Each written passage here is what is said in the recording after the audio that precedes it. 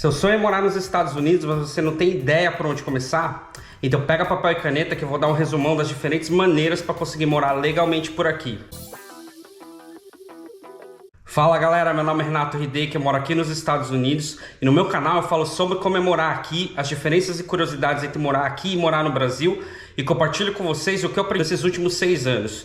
Se você gosta desse tipo de conteúdo, já dá um like e se inscreve no canal que eu vou ter um vídeo por semana para você. Esse vídeo tem vários detalhes, então se você chegou aqui buscando uma informação específica sobre algum visto, tem na descrição do vídeo e a tag para você achar o que você precisa. Bom, eu vou começar explicando o que todos os brasileiros que moram aqui nos Estados Unidos têm em comum. Todos os brasileiros têm um passaporte brasileiro.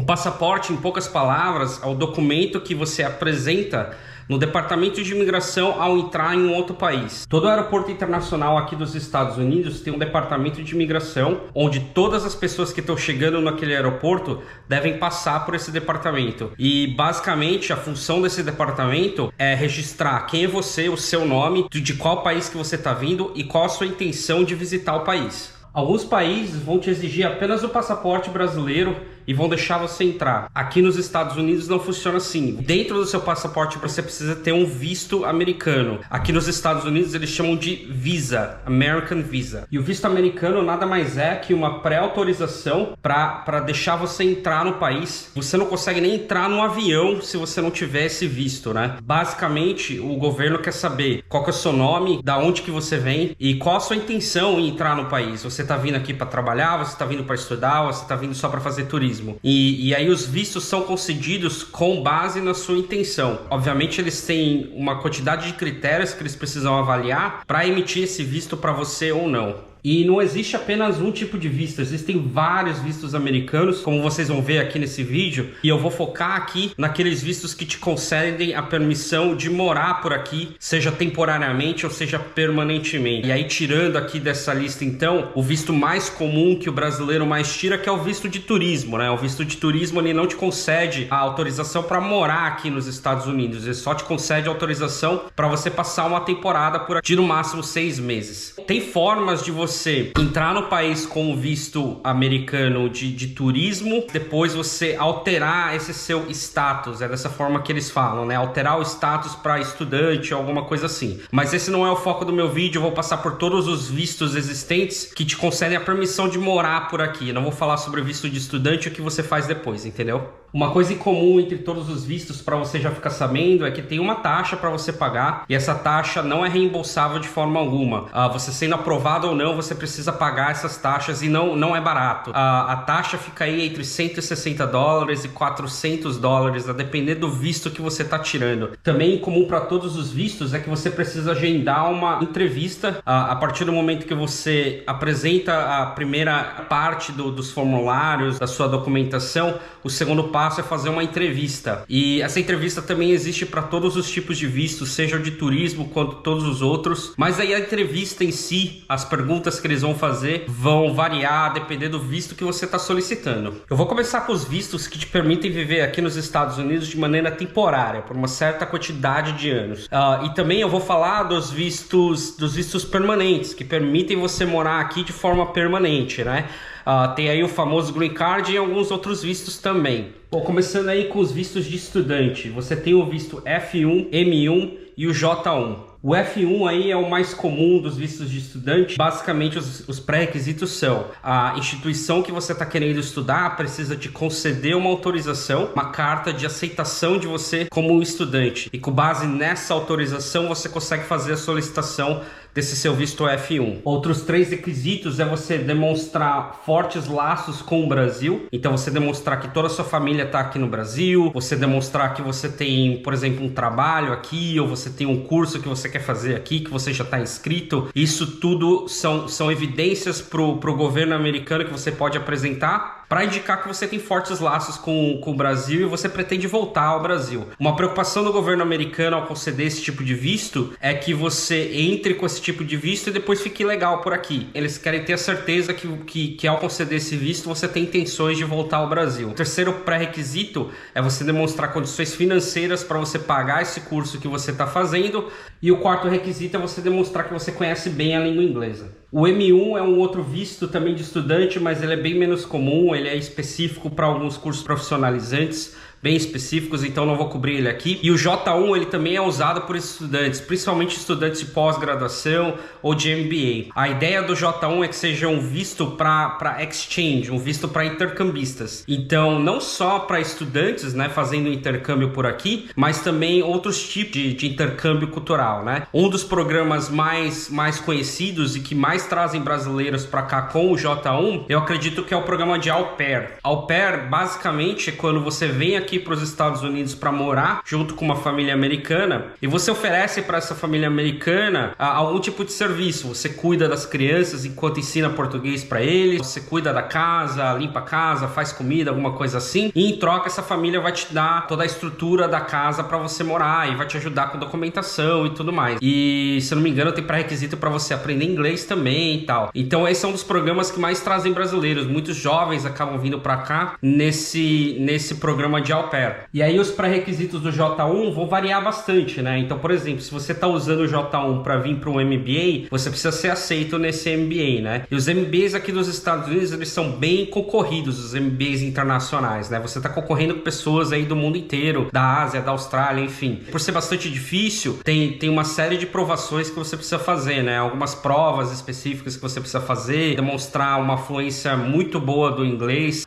Pro Au Pair, vai depender aí do tipo de Au Pair que você vai fazer, né? Às vezes a família tá buscando especificamente um intercâmbio cultural, então vai exigir que você tenha aí um português e que você saiba ensinar português. Por exemplo, se você é um pedagogo aí no Brasil, coisas assim. Então vai depender muito do tipo de intercâmbio que você tá fazendo e para você conseguir, a primeira coisa que você tem que fazer é bater esses pré-requerimentos para ser aceito, né? E uma vez que você ganha essa carta de aceitação, essa é a base para solicitar o visto de J1. Agora vamos falar de vistos de trabalho. O primeiro visto que eu vou falar é o L. Esse visto, inclusive, é o visto que eu utilizei lá em 2015. Esse visto ele é concedido para quando você trabalha numa empresa americana aí no Brasil e a matriz é aqui nos Estados Unidos. Você consegue esse visto caso você tenha um convite para vir trabalhar aqui na matriz americana, né? Um dos pré-requisitos desse visto é você ter trabalhado nessa subsidiária por pelo menos um ano durante os últimos 3 anos. Inclusive era o meu caso. Eu trabalhava nessa empresa americana lá no Brasil e eu já tinha saído da empresa, mas olhando para os últimos 3 anos, eu tinha trabalhado mais ou menos 1 ano e meio nessa empresa americana. Outras pessoas que usam esse visto é quando eles estão fazendo um intercâmbio mesmo, eles estão trabalhando ainda na empresa lá do Brasil e eles são expatriados aqui para os Estados Unidos para ficar uma temporada, ficar 1 ano, 2 anos e depois voltam para o Brasil. Também utilizam esse visto L. Outro visto de trabalho é o H1B, que é concedido para você conseguir trabalhar aqui em qualquer emprego, né? E o visto H1B, ele é muito conhecido por ser um visto assim de loteria, né? Por quê? Porque ele é limitado. Todos os anos você tem uma quantidade limitada desses vistos sendo concedidos para estrangeiros. Então tem um quê de sorte aí para você conseguir esse visto. Mas uma vez que você consegue, ele é bacana que você pode trabalhar em qualquer lugar, basicamente. Já o visto L não. Quando eu consegui o visto L, eu só posso trabalhar naquela empresa que me patrocinou para o visto L, entendeu? Eu não posso trabalhar em outros serviços. Um outro visto aí de trabalho é o visto E, que é basicamente para quem importa muitos produtos aqui para os Estados Unidos, tem uma relação comercial aí, e para quem quer investir também aqui nos Estados Unidos. Basicamente para quem tem muita grana, esse visto E pode ser uma opção boa. E por fim, os demais vistos temporários aí, menos comum ou menos aplicáveis para a população de uma forma geral, você tem o visto G para diplomatas e trabalhadores de organizações internacionais, você tem o visto I, que é para jornalistas que vêm trabalhar aqui, um representante da Globo, enfim. Você tem o visto P, que é para atletas e artistas profissionais que pretendem se apresentar aqui ou se preparar nos Estados Unidos. Você tem o visto Q, que é para intercâmbio cultural. Ele é muito parecido com o J, mas é bem menos utilizado porque ele é específico para algumas funções específicas. Você tem o visto R, que é para membros de religiões com matriz aqui nos Estados Unidos, que vem aqui para a matriz trabalhar de forma temporária nessa instituição religiosa. Tem o TIU, que é para quem veio parar aqui nos Estados Unidos vítima de algum crime, de tráfico humano ou vítimas de algum outro crime dessa maneira, né? E aí querem um asilo americano e conseguem esse visto T ou U. Bom, esses aí foram os vistos que te permitem morar aqui nos Estados Unidos de maneira temporária, por alguns anos, até a duração do seu visto. Por exemplo, o caso do meu visto L, ele dura 2 anos e eu posso renovar por 2 vezes. Então, no total, eu posso usar esse visto por 6 anos. E se eu quiser continuar aqui nos Estados Unidos, eu preciso entrar com pedido de residência permanente. Agora eu vou falar dos vistos concedidos para moradia permanente, que é o famoso Green Card. O primeiro tipo de Green Card é com base em família, ou Family-Based Green Card. Para conseguir esse Green Card com base em família, você precisa atender alguns requisitos básicos que eu vou listar aqui, né? Um desses requisitos. Então, primeiro, você pode ser casado com um americano. Às vezes você veio para cá estudar e aí você encontrou um americano, começou a namorar, enfim, e se casou com esse americano. Você pode solicitar o Green Card com base em família, né? O americano, no caso, o seu marido ou esposa, entra com o pedido para você. Você pode ser um filho de um americano, se você tem menos de 21 anos, mas também tem casos que você consegue, se você for maior de 21 anos, você consegue até,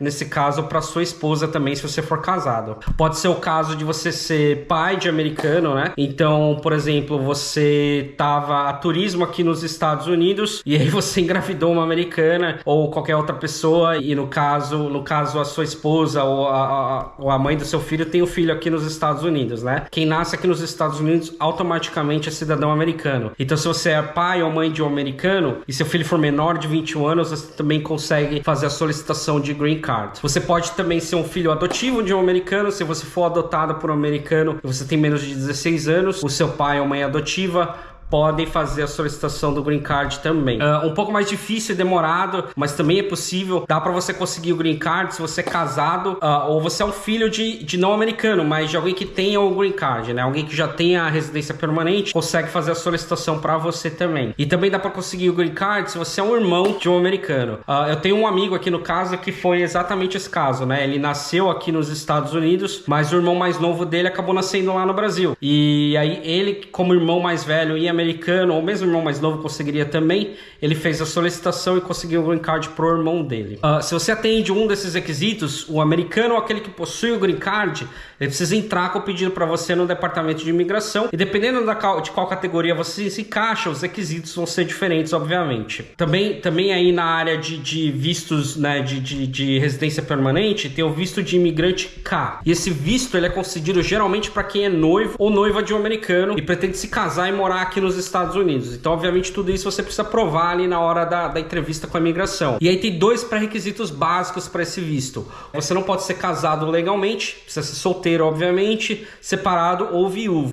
E 2, você precisa provar que você está em um relacionamento com seu potencial marido ou esposa pelos últimos 2 anos. Então, aí com base em mídias sociais, com base, né, em fotos, enfim, você precisa provar, evidenciar que você está num relacionamento sério por 2 anos e que isso não é uma fraude. O terceiro tipo de Green Card, ou visto de imigrante, ele é relacionado a trabalho. Se você trabalha aqui nos Estados Unidos com visto H1B ou L, o seu empregador ele pode ser o seu patrocinador do Green Card. E aí os requisitos são, né? O empregador precisa provar que ele não está conseguindo contratar americanos que possuam esse mesmo conjunto de habilidades que você tem, emitindo aí, no caso, o Labor Certification Approval. E aí, depois que essa parte é aprovada, o seu empregador ele entra com as petições necessárias para conseguir tirar o Green Card para você. E aí a documentação necessária vai depender do tipo de petição que o seu empregador vai fazer. Também relacionado a trabalho, tem o visto de imigrante EB. E esse é para aqueles que são altamente capacitados, com grandes talentos. Obviamente, o governo americano ou qualquer outro governo, eles querem ter os grandes talentos morando no país deles, né?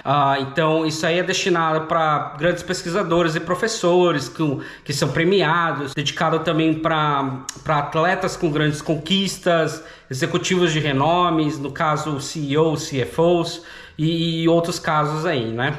O quarto tipo de green card é para aqueles que são viúvas de americanos, querem investir nos Estados Unidos e aí precisa investir entre 500 e $1 milhão e criar 10 empregos com esse investimento, ou que buscam asilo político. Esses 3 itens que eu falei é um tipo de green card que junta esses 3. O último tipo de green card ele é chamado de loteria da diversidade. Em inglês eles chamam de Diversity Immigrants.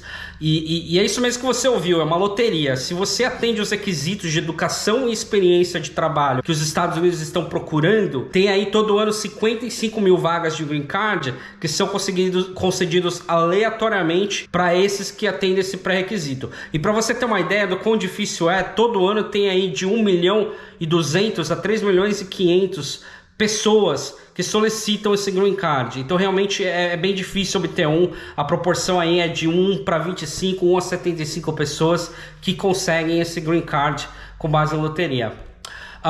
Uma coisa comum entre todos os tipos de green card é que uma vez no processo você precisa fazer um exame médico e precisa tomar algumas vacinas, se elas não foram cobertas no seu país de origem, ou mesmo se forem cobertas você não consegue provar. E também, uma vez que você tem o seu green card, você precisa provar que você mora nos Estados Unidos uma quantidade mínima de meses.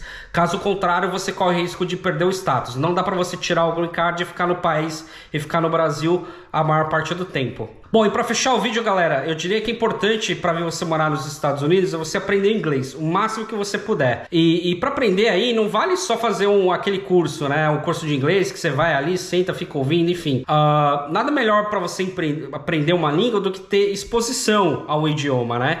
Então sempre procura ver vídeos aí legendados no mínimo. Às vezes, se você tá num nível mais avançado, ver vídeo legendado com a legenda em inglês. Procura saber os significados das palavras, né? Se você viu uma palavra aí que você nunca ouviu na vida em inglês, dá uma olhada ali no Google, no dicionário, para aprender o que significa.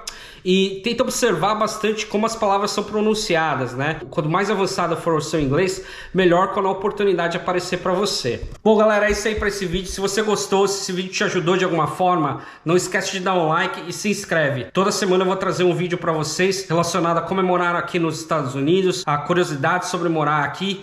Espero que você tenha gostado. Valeu!